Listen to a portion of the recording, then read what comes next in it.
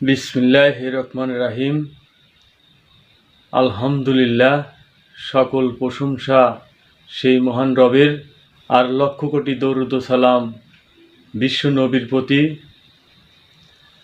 দিনী যুগের ভাই ও বোন সবার প্রতি আমার আন্তরিকত সালাম। আসসালামু আলাইকুম ইয়া রহমাতুল্লাহ ইয়া বরকাতুহু। আমি আদম নূরের সন্তান, আদম থেকে রব নিয়ে আমি আপনাদের মাঝে বক্তব্য দিচ্ছি। আজকের আলোচনা নফসের পরিচয়, এর উপর আমি আপনাদের মাঝে কিছু আলোচনা রাখব। আল্লাহ পাকের নিয়মের মধ্যে অসংখ্য নফসের মধ্যে ঘুরতে থাকি। এক নফসের থেকে আরেক নফসের উপর পরিবর্তন হয়, তখন দেখা যায় যে কত কাল আমার অতিবাহিত হয়ে যায়। এভাবে ঘোরা এবং ভ্রমণ করা হয়। তখন আমার মহান স্রষ্টার দয়ায় আমি সৃষ্টির বনি মানবে আমাকে অবস্থান করায়। এর মধ্যে আমার দয়ার নবী, মায়ার নবী, পারের কাণ্ডারি, তিনি আমাকে গর্বে নেয়। অসংখ্য সৃষ্টির নফসে যখন আমি ঘুরেছি, সেই অসংখ্য সৃষ্টির আত্মনফস, সেই দয়ার নবী, মায়ার নবী, সেই নফসকে আমাকে তিনি গড়াইয়া থাকেন। এবার সেই পারের নবী আমাকে এই দিনী রাজ্যে আমাকে পার করে দেন। তখন আমি এই আত্মনফস, পরিচয় নফস আমি খুঁজতে থাকি। আমি পরিচয়বিহীন একজন সৃষ্টির বনি মানব।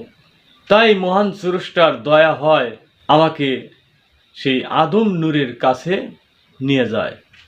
আর আদম নূরই আমাকে তিনি হেদায়েত দেন। যখন তিনি আমাকে হেদায়েত দিলেন, তখনই আমার নফসের পরিচয় তিনি আমাকে দান করলেন। তাই আদম নূরই একথা বলেছিলেন যে মান রব্বুকা ওমান দিনুকা ওমান নবুকা।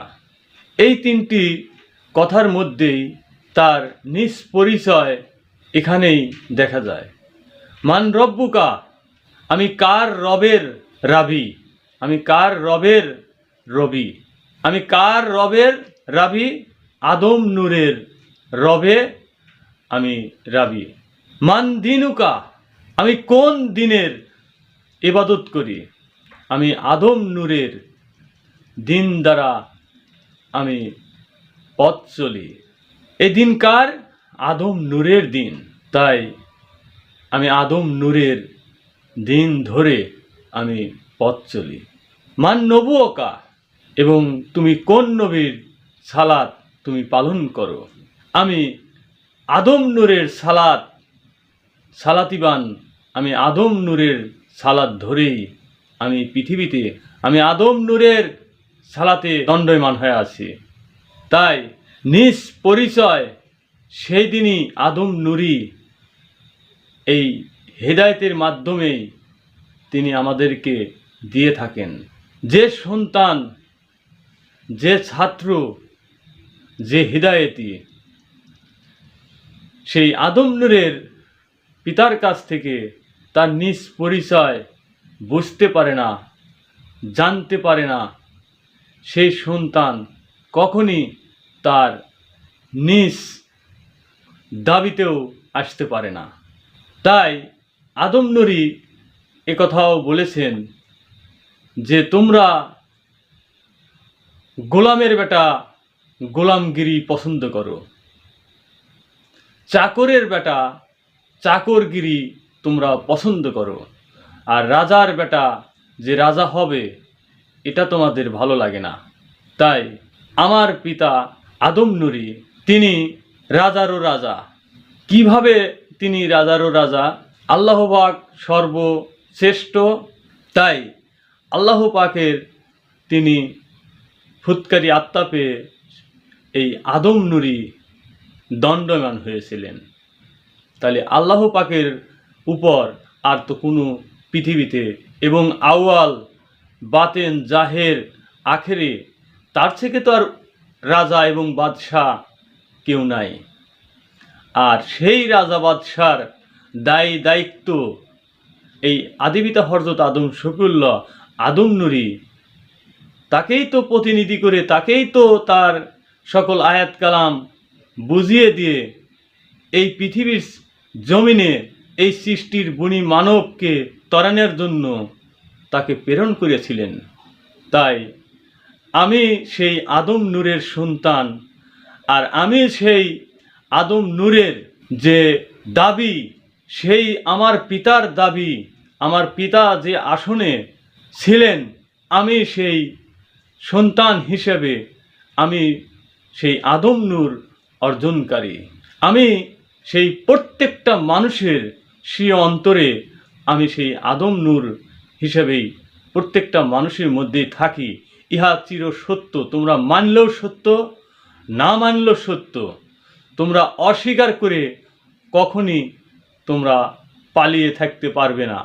তোমরা নিজে অন্যকে তোমরা হিংসার চোখে তোমরা দেখো, এটা তো সেই আদম নূরের সন্তানের কাজ নয়। ইবলিসের জ্ঞান, যে ইবলিস বলতে পারে যে আমি গরুর আত্মার সাথে কথা বলে এসেছি, তে আমার পিতা আদম নূরী বলেছিল যে তুমি গরুর আত্মার সাথে কথা বলেছ, যদি কোনো এই বর্তমান যুগের মানুষ তোমাকে বলে যে কিভাবে তুমি গরুর সাথে কথা বলছো, একটু আমাদেরকে দেখাও, আমাদেরকে শোনাও, কখনই তুমি বাস্তবায়ন করতে পারবে না। তাহলে এই কথাটাই হলো তোমার ইবলিসির কথা। গোলামি করতে পারো করো, কিন্তু সবাই যে গোলামি করবে তা তো নয়। দুনিয়াতে যেমন স্কুল মাদ্রাসা আমরা দেখি, সেই স্কুল মাদ্রাসায় কিন্তু শিক্ষক থাকে, আর সেই মাদ্রাসায় এবং স্কুলে সেখানে কিন্তু ছাত্ররাও থাকে। আমরা জানি যে শিক্ষক প্রশ্ন করে ছাত্রদের উপর, ছাত্ররা যদি সেই প্রশ্নের জবাব দিতে পারে তাহলে তারা পাস করে, আর যদি ছাত্র প্রশ্নের জবাব না দিতে পারে তাহলে সেই ছাত্র দেখা যায় যে ফেল করে। এটা আমরা দুনিয়াতে দেখি। এখন মাস্টার প্রশ্ন করে, ছাত্র উত্তর দেয়। তো মাস্টার তো বই পুস্তক দেখে সেই বইয়ের থেকে প্রশ্ন নিয়ে এসে ছাত্রদের সামনে খাড়া করে। ছাত্ররা তার মাথার মেধা খাটায়ে সেই প্রশ্নের অ্যান্সার দেওয়ার জন্য প্রস্তুত থাকে। এটা দুনিয়াগত হিসাবে হয়ে আসতেছে। আমার কোনো মাস্টারও না, আর আমি তোমার ছাত্রও না যে তোমার প্রশ্নের জবাব আমার দিতে হবে। যদি তুমি কারো কাছে ঈমান এনে থাকো তাহলে অবশ্যই তুমি তারই কাছেই প্রশ্ন করে দেখো, তোমার প্রশ্নের জবাব তুমি নিজেই পাওয়া যাবে। যদি তোমার মধ্যে সেই ঈমান নির্ধারিত করে দিয়ে থাকে তাহলে তোমার ইমামের কাছে তুমি প্রশ্ন করে দেখো, তোমার প্রশ্নের জবাব তুমি পেয়ে যাবে।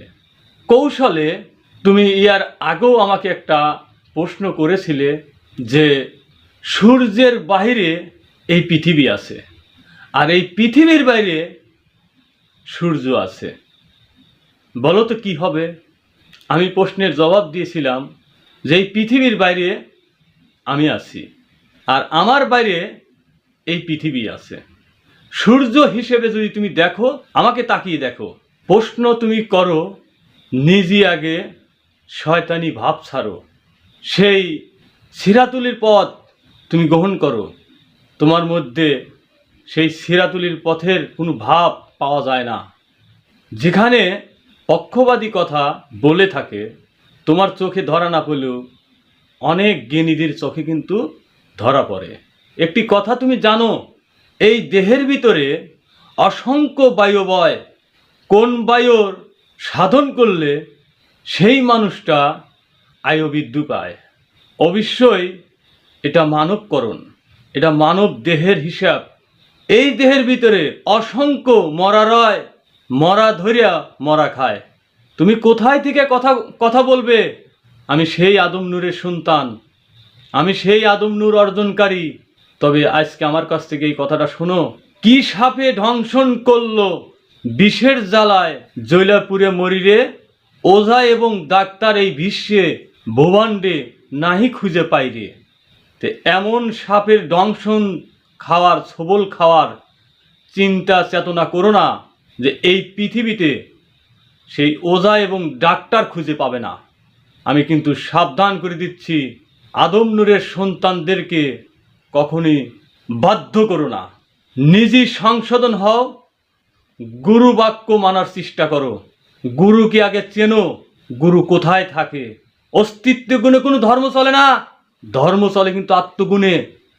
তাহলে আত্মার বিষয় প্রত্যেকটা মানুষের কাছে কিন্তু থাকে। তোমার অস্তিত্ব ধরে আমার ধারণকরণ করলে চলবে না। তুমি গুরু হয়েছো, আর সেই গুরুর যে আত্ম অর্জন করেছো সেই আত্মাটা আমার কাছেও থাকতে হবে, আর আমি আমার কাছেই মানব। এটাই হলো সঠিক গুরুর পথ। তোমরা আরও কিছু হয়তো বলেছো, আমি ওইগুলো ভিডিওতে বলতে চাচ্ছি না। প্রশ্ন বিশ্বের মানসিক করা বাদ দিয়া নিজেকে নিজে প্রশ্ন করো। নিজে তো গোলামের বেটা গোলাম হয়ে থাকবে, চাকরের বেটা চাকর হয়ে থাকবে। এই পৃথিবীর মানুষ কি সবাই চাকর হয়ে থাকবে? সবাই গোলাম হয়ে থাকবে? চিন্তা চেতনা বাদ দাও, ওই চিন্তা চেতনাই বাদ দিয়ে দাও। তোমাদের কাছে যে সবাই এসে গোলামগিরি করবে, এটা মোটেও কিন্তু ঠিক নয়। আমি আমার গোলামি করব, এই চিন্তা চেতনা করো। ধর্মকে আগে বোঝার চেষ্টা করো, ধর্ম কাকে বলে। হিংসা পেট ভরা নিয়ে বক্তব্য ছাড়ো, আর মানুষ বোঝে না। তাই আমি সতর্ক করে দিচ্ছি, তোমরা এ ধরনের বক্তব্য কখনই এই নেটে ছাড়ার চেষ্টা করবে না। তুমি স্কুলে লেখাপড়া করো, আমিও স্কুলে লেখাপড়া করি। তুমি ফেল করবে দেখে আমি কি ফেল করব? কখনই সম্ভব নয়। আমার মানব জন্মের অত্যন্ত কষ্টের মানব জন্ম। আমার পূর্বের ইতিহাস আমি যখন খুঁজেছি, আমি যখন দেখেছি আমার পূর্বের ইতিহাস, এই পৃথিবীর মানুষের কাছে যদি আমি বলি, আমার সুখ দুঃখের কি তারা ভাগী হবে? হবে না। আমি যে কষ্ট করে এখানে আইছি, আমার কষ্টের বেদনা এই পৃথিবীর মানুষ জানে না। সেই নফস মুতমাইনার আত্মা অর্জনকারী আমরা অবশ্যই সেই নফস মুতমাইনার যে কর্ম করব। আমরা কখনই অন্যায় পথে যাব না, কোনো অন্যায় কিছু বলবো না।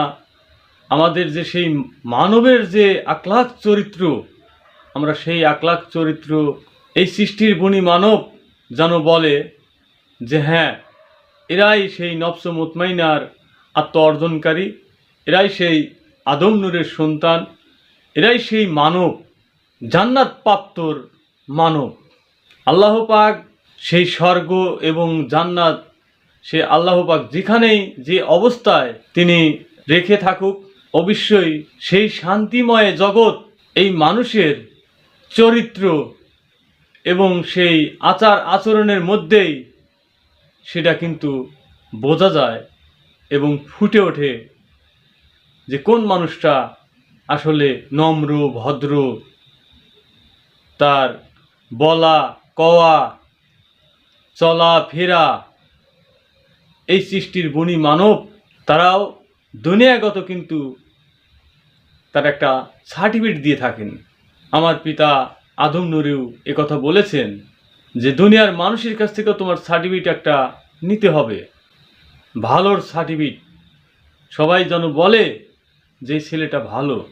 তাই আমি করজোরে অনুরোধ রাখবো যে আমরা ভালো পথে চলবো, ভালো কর্ম করব, সবাই যেন আমাদেরকে ভালো বলে। এই আশা রেখে আমার সংক্ষিপ্ত বক্তব্য আমি এখানে সমাপ্তি করছি। আমার রবের তরফ থেকে আলোচনা করেছিলাম, আমার রবের তরফ থেকেই আলোচনা সমাপ্তি করছি। আসসালামু আলাইকুম ওয়া রাহমাতুল্লাহি ওয়া বারাকাতুহু।